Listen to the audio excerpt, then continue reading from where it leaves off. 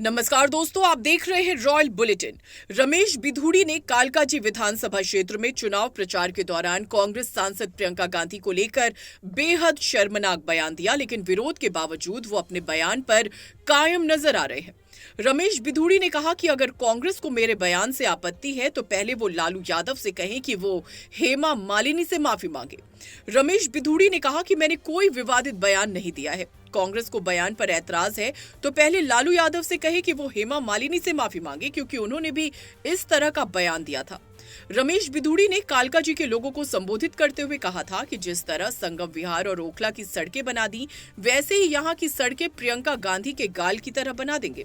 कालकाजी भी सुधार कैंप के सामने वाली, बराबर वाली, अंदर वाली सारी की सारी सड़कें प्रियंका गांधी के गाल जैसे जरूर बना देंगे। लालू ने कहा था बिहार में कि बिहार की सड़कों को मैं हेमा मालिनी जी के गालों जैसे बना दूंगा। लालू ने झूठ बोला था, नहीं बना पाया, लेकिन मैं आपको विश्वास दिलाता हूं, जैसे ओखले की सड़कें हमने बना दिए, संगम बिहार की सड़कें बना दिए, इसी प्रकार से कालकाजी भी सुधार कैंप के सामने वाली, बराबर वाली, अंदर वाली सारी की सारी सड़कें प्रियंका गांधी के गाल जैसे जरूर बना देंगे। ऐसा पहली बार नहीं है जब रमेश बिधूड़ी ने विवादित बयान दिया है। उन्होंने 2023 में लोकसभा में तत्कालीन सांसद दिनेश अली को लेकर अपशब्दों का इस्तेमाल किया था। इसके पहले 2023 में ही मुसलमानों को लेकर आपत्तिजनक टिप्पणी की थी, तो 2017 में यूपी में विवादित बयान दे डाला था। रमेश बिधूड़ी के बयान पर काफी हंगामा हुआ था। दानिश अली को लेकर दिए गए बयान पर विपक्ष ने बीजेपी को घेरा था। 2 बार सांसद रहे रमेश बिधूड़ी को बीजेपी ने 2024 लोकसभा चुनाव में टिकट नहीं दिया था।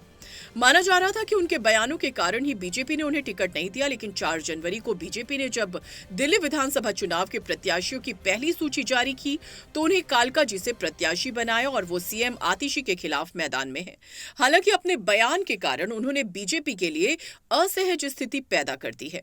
24 में बोला, उसको दोहराया, और हेमा जी के बारे में लालू जी जो इनकी सरकार में मंत्री रहे हैं वो माफी मांगे। वो हेमा जी के बारे में जो लालू जी अलायंस में चलते हैं, ये हेमा जी के बारे में अगर बोला है ऐसे अपशब्द, और प्रियंका गांधी एक विशेष वीआईपी कल्चर खानदान से है। क्या करोड़पति की एक खानदान की बेटी तो महिला है, और एक जनरल परिवार से निकलने वाली हेमा मालिनी वो महिला नहीं है। वो महिला नहीं है।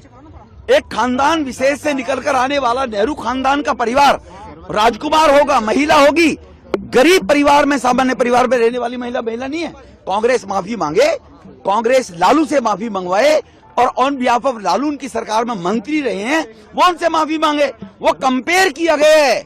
जैसा कोई आगे से बोलेगा, प्रधानमंत्री के पवन खेड़ा जी जो रफूगर हैं कांग्रेस के, जो केवल चाटुकारिता का कारण राजनीति में है, शिराजी के जमाने में सबको मालूम है कैसे दलाली के करते थे। मैं उनसे पूछना चाहता हूं, पवन खेड़ा जी से, प्रधानमंत्री जी की पिताजी के बारे में जो टिप्पणी की, पवन खेड़ा माफी मांगे। ये पहले माफी मांगने की, वरना जिस प्रकार की भाषा का उपयोग करेंगे, ईंट का पत्थर हमेशा, ईंट का जवाब हमेशा पत्थर से दिया जाएगा। बयान आपका गलत था, मतलब आपको नहीं लगता कि बयान आपका गलत है? आपको लगता है हेमा मालिनी जी महिला है कि नहीं है, मुझे बताइए। हेमा मालिनी जी महिला है नहीं है? पहले जिसने गलती की पहले वो माफी मांगेगा ना। पहले अगर ये गलती है और किसी ने माफी मांगी, हेमा मालिनी जी महिला है नहीं है? एक साधारण परिवार की निकलकर एक महिला और एक दुनिया में भारत का नाम रोशन करती है, वो महिला नहीं है? और एक खानदान में पैदा हुई, वो महिला है। How is it possible? Sir सवाल ये उठ रहा है कि ये जस्टिफाइबल है कि आप, उन्होंने अगर कोई गलती करी है तो आपकी तरफ से भी ऐसा जवाब आए जो जब दो जगह डिस्प्यूट पैदा होता है तो लोग कहते हैं आपने ये गलती करी, आप इसको रेक्टिफाई करें, दूसरा भी करेगा। आप रेक्टिफाई कांग्रेस करे तो घर भी रेक्टिफाई होगी।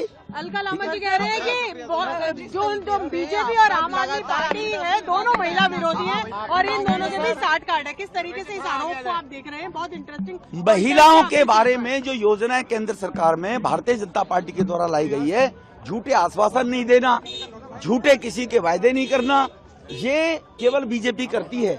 कांग्रेस और आम आदमी पार्टी दोनों निश्चित रूप से एक खानदान का, परिवार का व्यक्ति है, तो वो महिला भी होगा, वो पुरुष भी होगा, वो चाहे वो इंदिरा जी हो, चाहे जवाहरलाल, वो राजकुमार भी होंगे।